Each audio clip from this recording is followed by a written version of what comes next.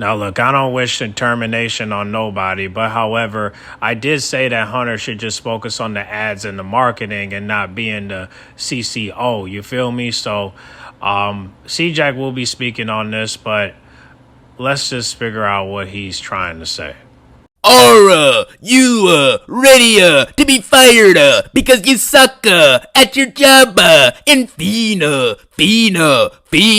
Man, it is about time that this video is getting made. Triple H has been exposed and he must be fired. We all know this, okay? The last year since Mania 40 has been a year full of absolute just trash booking. You may have a couple great moments here and there, a couple things that are cool, but the large majority of what we've gotten for the last 12 to 13 months has been a disaster, and we all are seeing it in front of our faces. This man, Triple H, has bashed his own fan base as early as last week. He did this, and he's a coward at this point, man. He's a hypocrite. He says that the internet isn't real. It's fake. You know, he tells his own fans, shut the F up and be a fan, not a critic. So if you don't sit back and enjoy the garbage that's being thrown at you every single week, you're not a true fan of WWE anymore. You're not. You know what I mean? He also, in the midst of all of this, while calling the fans fake and telling them to F off, he proceeded to drop one of the worst WrestleManias of all time. Of all time, man.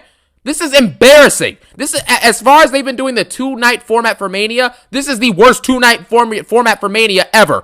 Ever. This is the worst night of the double. This is the worst WrestleMania weekend of all time. It's not even close. The only one that's worse than this probably is the COVID one, the Mania 36, because there was no fans. But other than that, every other Mania with fans since like Mania 37 and onwards has been way better than what we got this weekend. What has he contributed? What has he succeeded with?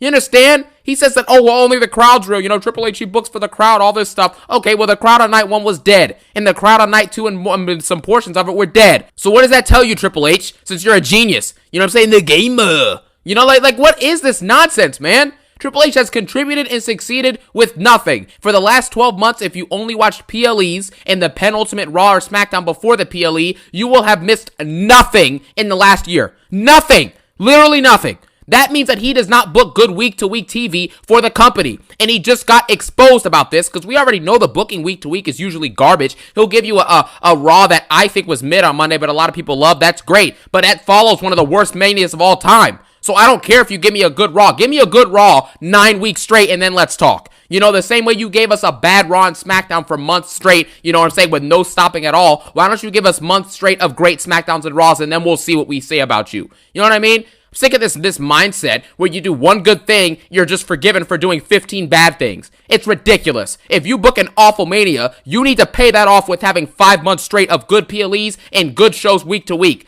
Minimum. Triple H literally got exposed by a TKO board member, 2 of them. Ari Emanuel, the CEO of TKO, and then The Rock himself was on Pat McAfee yesterday, literally exposing the fact that they couldn't sell tickets. They literally wanted, the heads of TKO literally said themselves, they wanted to reignite and put energy into Elimination Chamber and put energy into this WrestleMania season because ticket sales were low. And people have the audacity to blame The Rock. Yes, The Rock deserves some blame, but the majority of the blame is on TKO and Triple H. TKO called The Rock to join in and do a random thing with the selling your soul gimmick to reignite Elimination Chamber and reignite Mania season with the Cena heel turn. The Rock didn't call them, they called him because Triple H is such a bad booker that there was no hype and no ticket sales for anything. That's why they had to get The Rock involved. You can't blame The Rock for Triple H's bad booking. The Rock wasn't called randomly during last year's Mania built to show up at Chamber. You know? So why is he being called randomly to show up this year at Chamber? Because the Mania 40 season and Mania 40 itself was a lot better than what we had for the build and the actual product of Mania 41. It's facts and it's evident right in front of our faces. Triple H's booking is so bad that the higher-ups knew about it and needed The Rock to come in and save ticket sales, man. It's done! WrestleMania 41 was the culmination of 12 months of awful booking that showed you how bad that Triple H truly is. And the crazy thing is that we're constantly told how amazing everything is and business is booming and the sales are great and everything's phenomenal and the roster's the best it's ever been. Well, let me ask you something. You have the same people that you went into last year's Mania with, minus The Rock, but you have John Cena and Punk added to the mix. You have Roman Reigns, you have Rollins, you have Cody Rhodes, who is the alleged, face of the company, face of the industry, the North Star of the wrestling industry. I respect you. I love you. I need you. Wheatley, so good I drink it neatly. You know what I'm saying? That's what you had. all these great stars, Rhea Ripley, all these people that you call amazing, and you still could barely sell 50,000 tickets in a 60,000 person stadium. Let me guess, were the ticket prices too high? The ticket prices? Even though you were just selling out, you know what I'm saying, WrestleMania last year with 70,000 people plus. But now you can't get 50K seats, and we're supposed to be told that this company's amazing, it's awesome. It's clearly not. We know this. You know what I mean? It's just absolutely ridiculous. And Triple H's booking is awful, and it's made evident by the fact that every single big star that you can think of is basically a jobber or a shell of themselves. And I just kind of reference this with the fact that look at the Mania card and the Mania roster of people you had. Cena, Punk, Roman, Rollins, Cody, Gunther, Drew McIntyre, Rhea Ripley. You had everything you needed. You had LA Knights, going in there as well. You had everything. Braun Breaker was there. Everything was at your disposal. And you mean to tell me that in the span of all of this, you're still looking, the company themselves, in order to drive income and build revenue and entry to the company, they're still looking to someone in his 50s like The Rock, who's one of the busiest men, and one of the busiest celebrities in Hollywood. Are you kidding me? If Triple H was such a great booker, we wouldn't have to worry about this. Butts would be in seat regardless because the product is so great. The booking is so great. The product is so amazing. It's not like that. There's a reason why last year in the Mania build, every single week you were like, oh, this is a sellout, this is a sellout, this is a sellout, because they actually were. Because The Rock was involved. Roman was heavily involved. Cody was there. Rollins was there. You had great stories and stuff was building. Punk was there. Drew McIntyre, all these people. Now look at what you have, man. Without The Rock, you can't sell out anything. You have nothing. You have nothing. That's all you got. Unless Roman, Cena, or Rock is involved, it's going to fail. We were seeing evidence of it in front of our faces. It has nothing to do with Triple H. Triple H's booking sucks. So without those three megastars, he can't do anything. And when I say three megastars, it's really Roman Reigns is a superstar. You know what I'm saying? Like the biggest superstar of this generation for WWE. But John Cena and The Rock are the real, the real megastars, right? Roman Reigns is a draw, but he ain't a draw like The Rock is. You know, it's as simple as that. So I just don't understand how this is possible. We're still trying to blame The Rock. The Triple H has all this talent, all these people. Then why is the product not good then? Where is Austin Theory? Austin Theory's got talents. He's doing nothing right now. Melo Hayes had talents. He's doing nothing. Sheamus has been great the last year. Not even on the card. Well, look, I'm not mad at Dominic Mysterio for winning the match clean against Penta and Braun Breaker and Finn Balor. But however, when are you going to face Sheamus? Because Sheamus needs the Intercontinental title shot. Maybe they should have Dom versus Sheamus at Money in the Bank and then have Finn Balor cost him the title. You know what I mean? Like, I would like for Dom to wait till SummerSlam, but I just think maybe because we're concerned about Liv Morgan's booking for SummerSlam, maybe it's best if we get this out the way before August so that way, she won't feel left out in her hometown. You get what I'm saying? So, hopefully, he can bring back Sheamus to where he can get his first ever Intercontinental title. And then maybe Sheamus can face Finn Balor at SummerSlam. And then maybe we could find a pay-per-view where Dom and Finn will end their rivalry once and for all before SummerSlam. If not, then maybe you could have a triple threat match, or you could do something where it could be a non-title match and then just keep the title on Sheamus until we can find him some opponents. You get what I mean? Because I would like for Sheamus to face Kaiser, but he's been hitting in the back for a while. So, you got to think about him too, because he wasn't even in the card. So, I don't know, man, but to wait till SummerSlam to have Finn versus Dom for the Intercontinental title, I don't know about that. I mean, we know that if Dom and Finn face each other at Backlash, Finn is not going to win. And the reason why he won't win is because Dom has the Judgment Day. So, in order for Dominic Mysterio to lose that belt, Liv Morgan will have to cost him the title. Or, like I said, Sheamus versus Dom at Money in the Bank. And then, hopefully Finn will cost him the title, and then once he loses the title, then we'll start seeing some changes.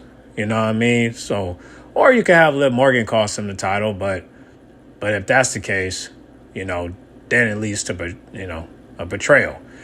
You know what I mean? Like, imagine if Liv Morgan costs Dominic the match because she hasn't been getting enough attention since he won the gold, which is crazy because Liv and Raquel got gold. That's why I didn't understand why would you put the titles back on them. But I understand that, you know, like the fact that Becky came back at WrestleMania to take Bayley's spot. And I understand. But like I said in my last video, like, you don't have to like it, but you got to respect it. Because if you're, I'll just say it like this. I'll say it like this. If you're a fan of Becky and you're a fan of Lyra and don't you want to see those two win at WrestleMania? I mean, because people cried when Becky came out. A woman literally cried when Becky came out.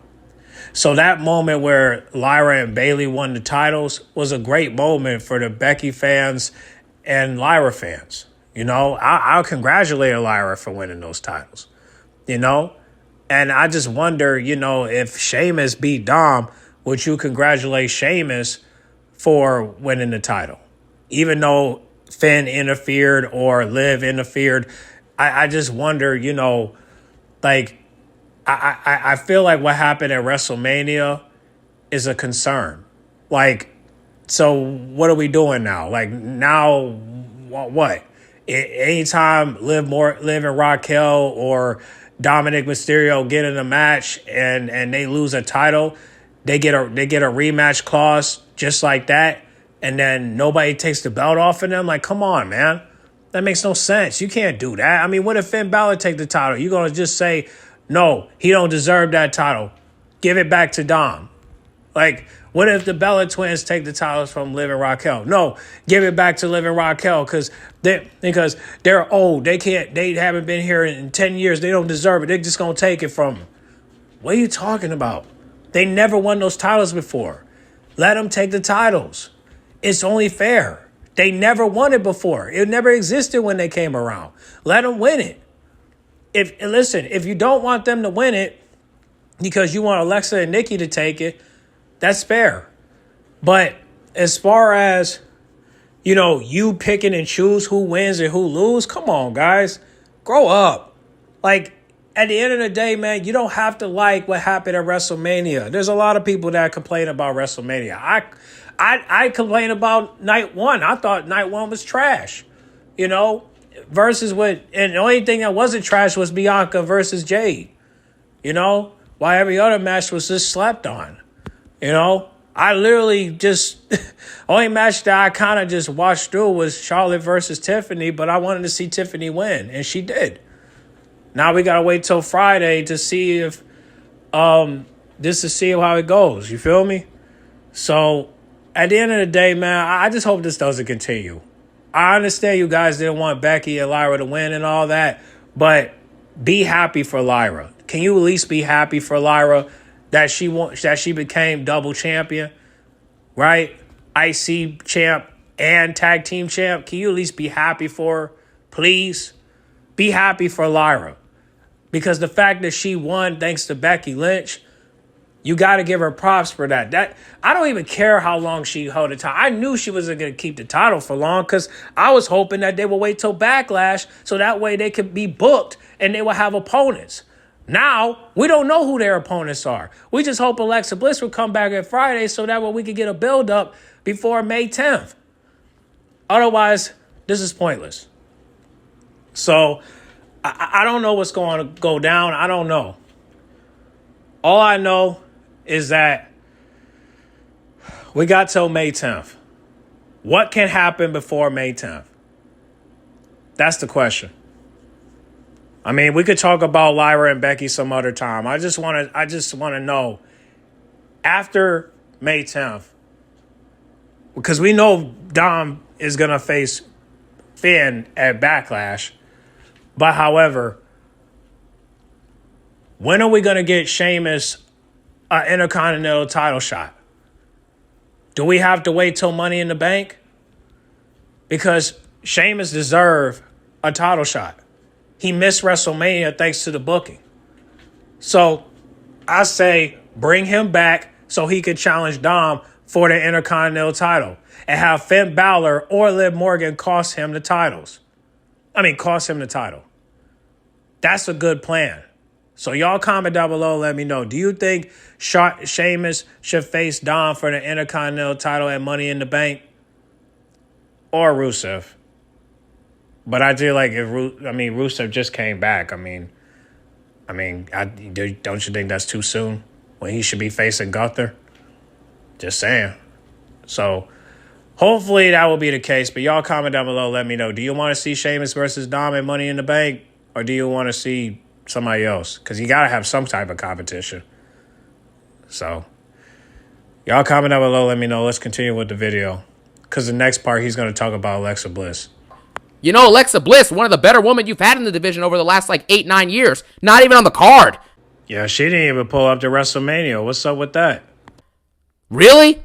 And we're supposed to sit here and believe how great this guy is? Every single bigger star, right, or superstar of the company is a jobber or a shell of themselves. And in other words, basically, every top star is a worse version of themselves now because of Triple H's booking. And nothing makes any sense, which we'll discuss in a minute. But before that, let's talk about the stars and let's go down the list, okay? Because every top star is booked like a bum. Roman Reigns, pinned by Cody Rhodes at WrestleMania 40 last year, okay? Then he got pinned by Solo Sikoa at Crown Jewel, and then he just got pinned by Seth Rollins a few days ago at WrestleMania 41. After having a 4-year title reign, you mean to tell me that he can't even get a rematch clause? The first thing that happens when he comes back is he loses his spot as as the tribal chief and loses his Ulafala and can't get a rematch back after getting it back?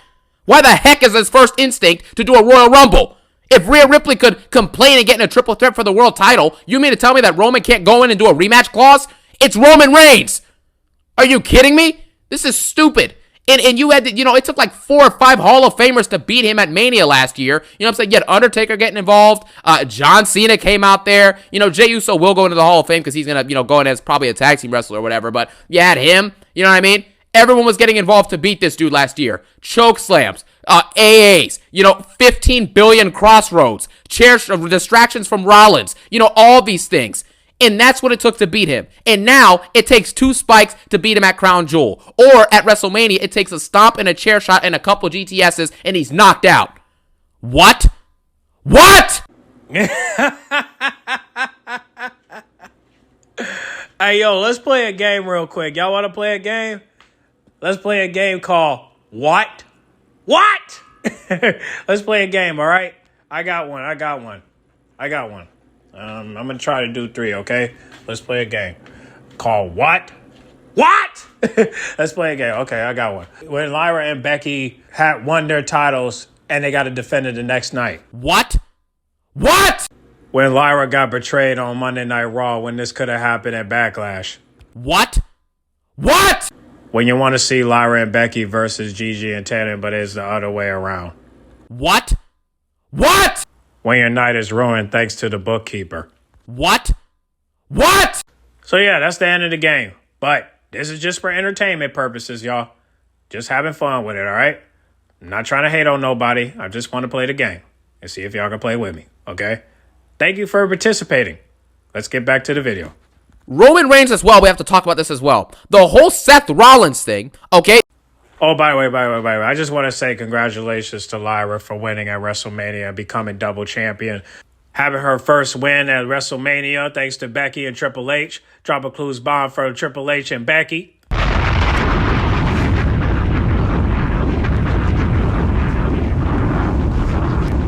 The whole Seth Rollins term makes absolutely no sense. We'll talk about that in a second, of course. But that makes no sense, number one. Number two, why is it that we saw Jey Uso, Sami Zayn, and Jimmy Uso in the ring about 30 minutes before the Roman Reigns segment? Okay, so remember, Jey Uso, Sami Zayn, and Jimmy Uso are in the building. The same people that worked with Punk and Roman at Survivor Series to topple the new bloodline. Just remember that, okay? When you get to the main event segment, Roman Reigns gets speared by Braun Breaker, the same dude who was feuding with Jey Uso last year. And with Sami Zayn. And you get to this situation in the main event segment, and somehow, not Jay, not Jimmy, nor Sammy come out to help Roman Reigns or CM Punk after all the stuff they went through for the War Games build. Are you kidding me? They just came out to help him on Raw and Netflix. Punk didn't, but you know what I mean. Sammy and Jimmy did. But now, they won't come out to help him in this? If the Bloodline came out and helped Roman and Punk, it would be a 5v2, and Roman Reigns would have destroyed all these three jobbers immediately. Braun Breaker would have been knocked out on the side of the ring. Seth Rollins would have been knocked out on the side of the ring, and Paul Heyman would have been knocked out too. Punk, Roman, Jay, Jimmy, and Sammy raised the ones that end, and then the show's over. That's what it should have been, because that's what makes sense. But now, all these plot holes and bad booking, none of this makes any sense anymore. What excuse do we have for Jay Uso, Sammy Uso, and Jimmy Uso to not help Roman and Punk in that segment in the main event of Raw a couple days ago? What excuse do we have? None. None! This is ridiculous, man. Things have to start making sense. You can't have situations where, you put two characters on the screen so we're hyped for it. No, it needs to make sense, it needs to be intriguing, and we need to know why it's happening. Once we know the why, we can get attached to the story, and we can build on the story, and we can build it in the best possible way. You don't have feuds that go out. When did you ever have, what amazing feuds do you know, right? There's obviously going to be some in the pantheon of WWE, obviously. But what amazing feuds do you know that had no build-up and no reasoning for happening and just started happening and they randomly became amazing? It doesn't happen. There has to be thought and reasoning and logic and entertainment incorporated in all of this. And if you don't have it, you're going to get nonsensical garbage like this that the fans are going to eat it up because they'll eat anything. You know what I'm saying? You throw Braun Breaker and Roman in the ring together. OTC, CM Punk, Come on, stop. And something I quickly want to mention, too, about this Rollins heel turn thing, because this really just racks my brain, because I don't understand why this is happening, or how this is happening, or what they're trying to achieve. But maybe we'll find out down the line, because Triple H is the long-term booker. Anyways, the deal is with this, they're basically copying last year's storyline with the Solo Sikoa and the New Bloodline. After someone important loses, right, Roman lost his belt to Cody at Mania 40, the person close to him, Paul Heyman, and then, you have Solo Sikoa, they decide to Solo Sikoa decides to basically go rogue, and they introduce a new member. Just like Rollins went rogue with Heyman, and they introduced Braun Breaker on Raw. And then at Backlash, they introduced Tonga Loa as the new member to the new team. And at Backlash, after the Rollins and Braun Breaker versus Roman and Punk match that we're likely going to get, they're going to introduce a third member to this team. And then at some point during the summer, they'll do a big episode, and they'll probably introduce a fourth member to this team. And then Roman and Punk and whoever else they align with will probably have to do a 4v4 or a 5v5 for Survivor Series this year for a War Games match. That is most likely what is going to happen. They're recycling the same stories and the same narratives, and they're doing it in a way that doesn't even make any sense, and somehow this is getting praised. These fans will accept anything, man. It is what it is. And he doesn't learn at all from any mistakes. They book him like a dummy. Last year, he got distracted and tried to hit Seth Rollins, and it cost him the championship versus Cody Rhodes. Now this year, he gets distracted and tries to hit Seth Rollins, and it costs him the match. Why is Roman Reigns booked like a moron who doesn't learn anything? Remember, this is the same guy who was the champion for 4 years, and he's booked like this, taking 5 months to get a Ula Fala back from Solo Sikoa, who can't even get on a PLE. Really? It's just embarrassing at this point. Cody Rhodes, I'm going to defend Dr. Libations in this video. You know why? Because even though Cody Rhodes is always going to be a mid-carder pretending to be a main eventer, Cody Rhodes' championship reign should have and could have been a lot better than what it was. It was atrocious, and it wasted 380 days with only 10 matches. So much for being a fighting champion. You know what I mean? Cody Rhodes looked dumb at WrestleMania. He got jobbed out by Travis Scott and didn't even hit Cena with the belt because he's the ultimate good guy. Was he the ultimate good guy when he was throwing Kevin Owens on his neck through a ladder a couple months ago? Huh? What was he still the ultimate good guy? I'm just curious, because the booking is supposed to be consistent. It's supposed to be great. But this guy who dethroned a 4-year champion in Roman Reigns literally got to a chance where he could easily retain his belt versus Cena and chose not to because he's some great guy. Cena's the same person who embarrassed him, bloodied him, and beat him up. Same with Travis Scott and The Rock at Chamber. And now when Cody has the chance to hit him with a belt, he won't do it? This is a disaster. And he didn't even wrestle in what was supposed to be a fighting championship reign. This is stupid. You understand? And I know Cody Rhodes is better than this. I know he could have done better because I saw him do better. You know what I mean? It's ridiculous at this point. We've seen Cody Rhodes have great matches in WWE. We've seen him have good feuds here and there. And we've also seen that Cody Rhodes on the mic, when he's not saying some stereotypical nonsense about, I respect you, I love you, I care for you, I appreciate you, Cody Rhodes can actually cut great promos. We've seen it with him and Cena on 2 separate occasions. So why are you not treating your WWE champion like a WWE champion? It's embarrassing. And Dr. Libations, believe it or not, guess what I'm about to say? Cody Rhodes deserved better in his championship reign. The championship reign sucked, and I'm dying on that hill.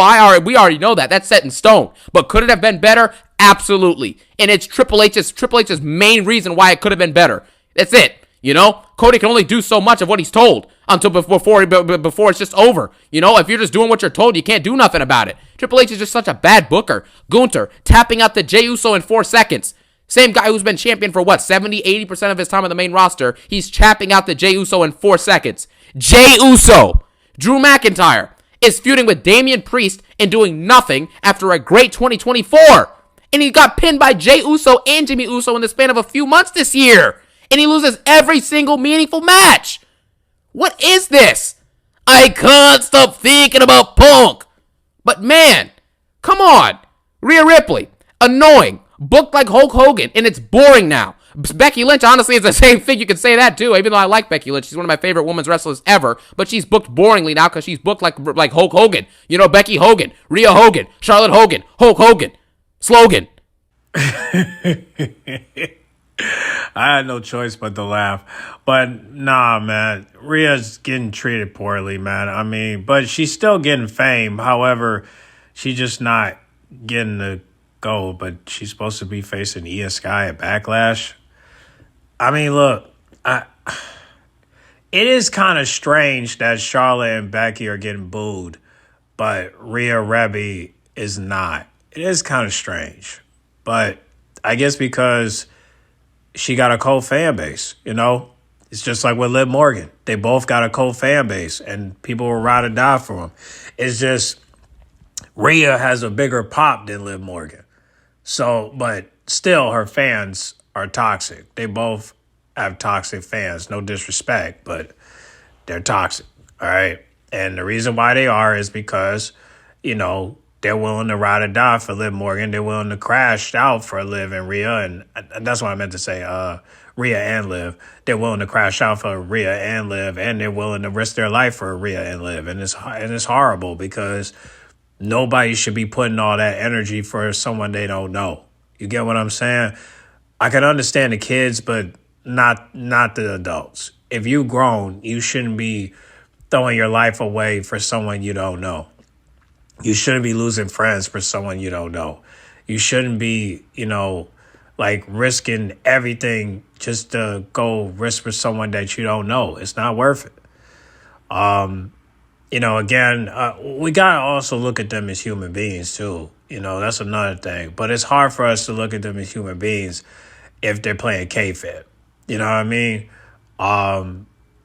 You know, but to me, in my opinion, I feel like Liv Morgan plays more kayfabe than Rhea Ripley. I mean, she just dressed like a character. But however, I mean, to me, Liv Morgan's more kayfabe than Rhea, you know, just because of her relationship with Dom on screen, you know.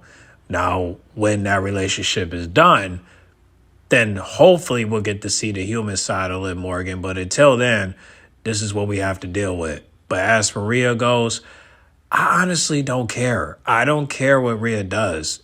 As long as she don't do no dumb shit to end her career and her pop, I don't really have an issue with Rhea.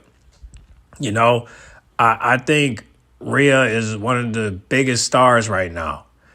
But I understand why people are upset with the bookings of her. I'm upset too. I mean, she need more matches, but now that she lost the title, hopefully she can get more matches now that she don't have the title. But I hate for her to go after Io Sky when you can give her new competition, like with Stephanie Valkyria. That was new competition. Couldn't save that for Backlash? Or is it because Stephanie has the NXT title? Well, that makes sense. Yeah, I understand. But still, you just ruined a good match thanks to Roxanne and Julia. So, thanks a lot, Hunter. You just messed up a great match. And hopefully we get a restart. You know, hopefully Io Sky can come back to NXT and face Stephanie again. Because that match with Roxanne was awesome. Like, Stephanie and Roxanne killed that shit. That was, like, one of the best matches ever. I'm glad I watched that match. It was awesome. Roxanne put in some good work. And killing Stephanie. Yeah. That one move where she be like, that one move that Booker T likes, I ain't gonna lie, that move was a little bit sloppy. I mean, I don't know if it was Roxanne, but I noticed that while she was doing that move, I don't know what it's called, but I do know that that one move, I feel like she was a little sloppy with that. I mean, look, Stephanie did okay. No, Stephanie, I'm not talking about Stephanie. I'm talking about Roxanne. Like, I feel like Roxanne could have sell in that move. Like, I feel like she didn't sell in that move. I feel like she was kind of like being sloppy with it, you know. Y'all gotta go watch it. I can't put the clip on here, but y'all gotta go watch that match. It's on YouTube and it's awesome. But however, that move, Roxanne didn't sell in that move. Like she kind of was a little sloppy, a little drowsy, you know, like didn't really have no energy in that move. So I guess because she didn't want to be, she didn't want to get her head banged 10 times, I guess so. But you fell right through it though. I mean, I know a lot of women hate that move because it's like you can't face. I mean, the only thing good about that move is that your butt is in the air. That's it. But other than that, it's, you know, it hurts your head though. Gonna get a headache. You know what I'm saying? Get these women a headache. You know. But other than that, you know, great match. 10 out of 10. Absolutely. Yeah. Let's get back to the video. You know, I have nothing else to rhyme with that. I'm not gonna lie. I tried to think of something else, but I didn't have it. But you get the point. This is embarrassing. LA Knight, talent. He's a jobber now. Booked like an absolute and utter jobber, feuding for U.S. titles. Bianca Belair, booed because of bad booking. They were just cheering her 2 months ago. And then you bring her up on the European tour, and you bring her over in these terrible triple threat feuds, this forced match with her, Io, and Rhea, and now she's booed because of how terrible her story was the last few months, and how they had to pick someone to boo, so they picked her. That's it. New Day, amazing heel turn segment, epic, amazing, awesome, shocking moment. Follow that up with 4 months of feuding with Dragon Lee and Rey Mysterio, losing half of those matches and then finally beating the War Raiders in a mediocre, forgettable match at Mania 41. That's what you got for him. Street Profits took 4 years to get a tag team championship reign, and the reign so far has been lackluster and garbage. Randy Orton has not won a singles match on a PLE before his match with Joe Hendry the other day. He hadn't run a singles match on a PLE in years. In years. It's embarrassing, man. He's ruined, Triple H has ruined everyone and everything as a top booker in the company. It's as simple as that. The head of creative, he's very uncreative and he's ruining things. We even get this stupid show coming out this summer called like Unwrapped or Unwired, whatever the heck it's called. Gonna basically talk about how they call the spots and matches and go behind the scenes into the creative room. What is this? Where's the part of, suspending disbelief? Or just trying to keep the intrigue or the hype or some of the secrets hidden at all. Kayfabe is just destroyed. I don't even want to be like one of those old heads talking about kayfabe, but at some point, why do we need this show? I understand, I guess you got to show it to the general audience, but the general audience isn't watching. You had 6 million views in week 1 on Raw and Netflix, and now you're struggling to get 3 million consistently. So no one cares. It's over. It's just such an embarrassment, man. And nothing makes any sense. Nothing makes any sense. And what I mean with nothing making sense, and I touched on this earlier in the video, like with Roman not getting help in the main event segment, it makes no sense. Seth Rollins turning heel has not been explained by him. It hasn't been explained by, I guess it kind of has been explained by Rollins as being a bad guy, I guess, because he's tired of Roman and he's tired of Punk and he needs to be the top guy to save the industry. So that makes sense for Rollins. But Paul Heyman turning on Punk and Roman makes no sense. Paul Heyman, right, the same guy who literally was siding with Brock Lesnar and turning on Roman Reigns, and Roman Reigns forgave him and got back on his side. But now Paul Heyman can't forgive him or CM Punk. CM Punk's done nothing wrong to Paul Heyman, and he just turns on both of them and sides with the dude Seth Rollins, who he's been feuding with, and who he's bashed, and who Rollins has bashed him in storyline for the last year or two at this point.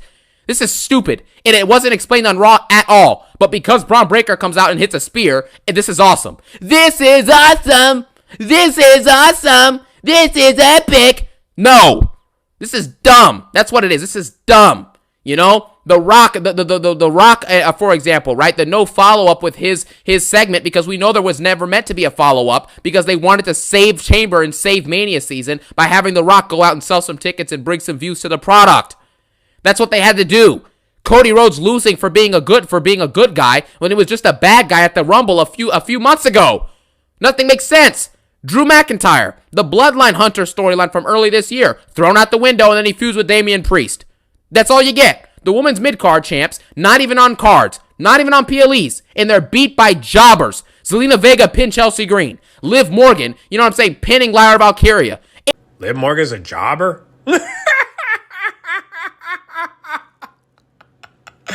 Oh, please, man. She ain't no damn jobber, bro. Chill out.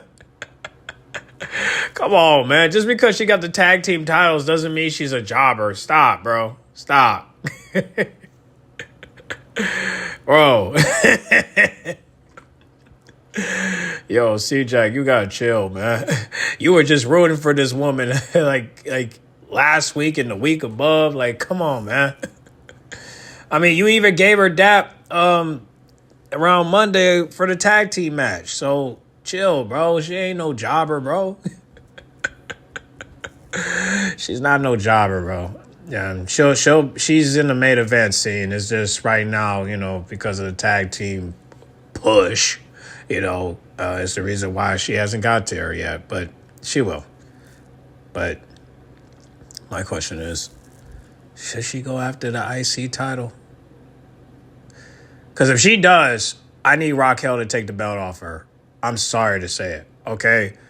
Liv Morgan can go. I want Liv Morgan to go after the women's world title and the WWE women's title. You know what I mean? Like, I don't want her to go after the mid-card title because she's not a mid-card. She's a main event.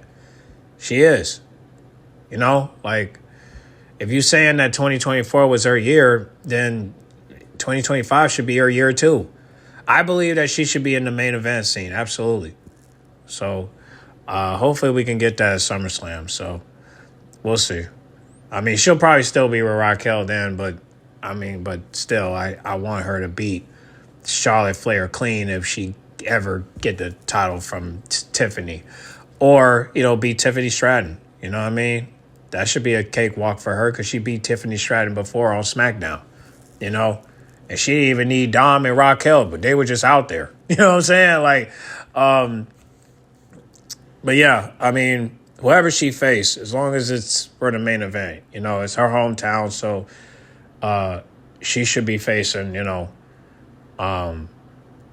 like either one of them. And she should be facing a main eventer, you know what I'm saying? So hopefully it will be anyone but Rhea. You can't face Rhea, okay? You got it. Unless it's a Hell in a Cell match, you should not be facing Rhea, okay? Becky, well, she's healed now, so two heels fighting each other, I don't think y'all ready for that. And the fact that Becky beat Liv Morgan in a WrestleMania and she's still running around here saying that I retired Becky is insane to me. But however, we'll see what happens at SummerSlam. We'll see. But let's get back to the video. It's like, what is this?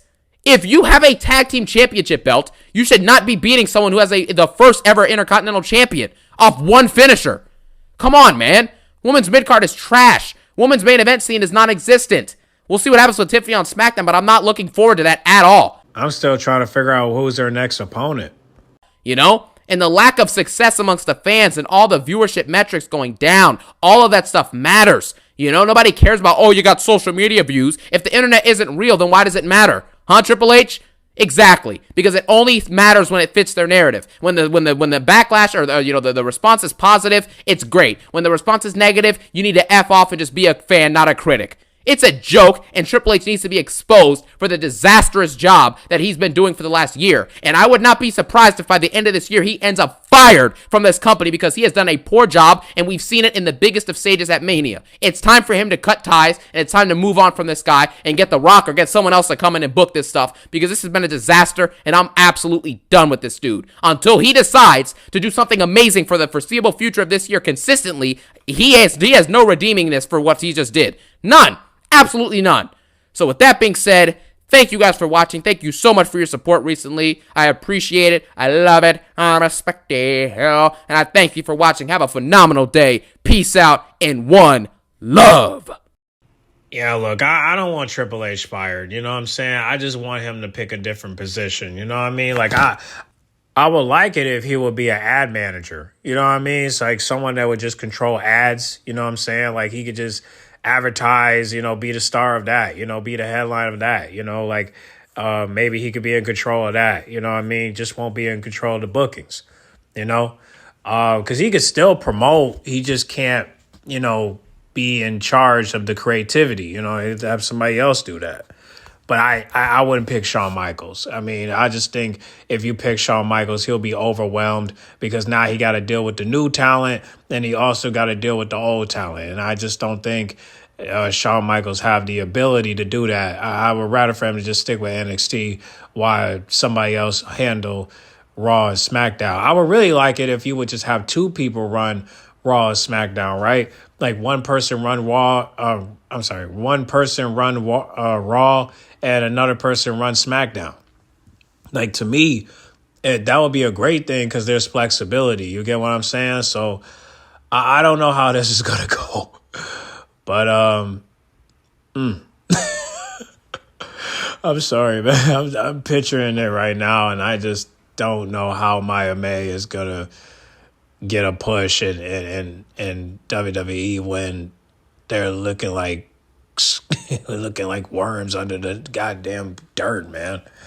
I don't know, man. I hope Maya May figure it out before, because her contract expires this year, and she made it very clear she's not renewing. But if I was her, I would think about this because, you come to WWE and they're dealing with, you're having booking problems, you're not getting the promo. I mean, look, you can go to NXT, but just remember, Stephanie's there, Julia's there, Jordan's there.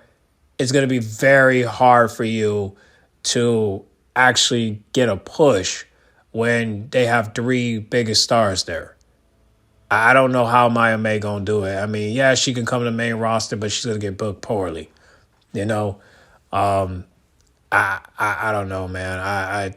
I hope she reconsider before her contract expires. Otherwise, it's gonna be very hard for her to get to the next level. So I don't know, man. I mean, hopefully Hunter will redeem himself, and but y'all comment down below and y'all give some suggestions. I mean, what do you guys think, man? Do you think that Hunter should be fired, or do you think he should get a new role in WWE? I'd say ad manager and promoter, you know what I'm saying? And then have somebody else control the creativity and the bookings, you know what I'm saying? So that's why it's my suggestion, him being an ad manager, you know what I mean? But y'all can comment down below and let me know. But yeah, man, we just have to pray for the, if you believe in God, just pray for the wrestlers, man. Wish them nothing but success, pray for success. But even though they're already successful, money-wise, they're looking bad in these streets, man. The reputation is getting low. So the only people that are still standing strong is Rhea, Liv, and Io Sky, I guess, and that's it. I can't think of nobody else. I mean, Bianca okay, but still people hoe her for, when she's, in the ring, and Tiffany, I mean, I don't hear no complaints from Tiffany. I mean, I don't hear no complaints that, saying about Tiffany. So I guess she's all right, So we'll see what happens. But y'all get in the comment box. Make sure you guys like, comment, subscribe, share if you're new. And I'll catch y'all in the next video, all right? Gotta get it right, Hunter. Gotta get it right. I'm out.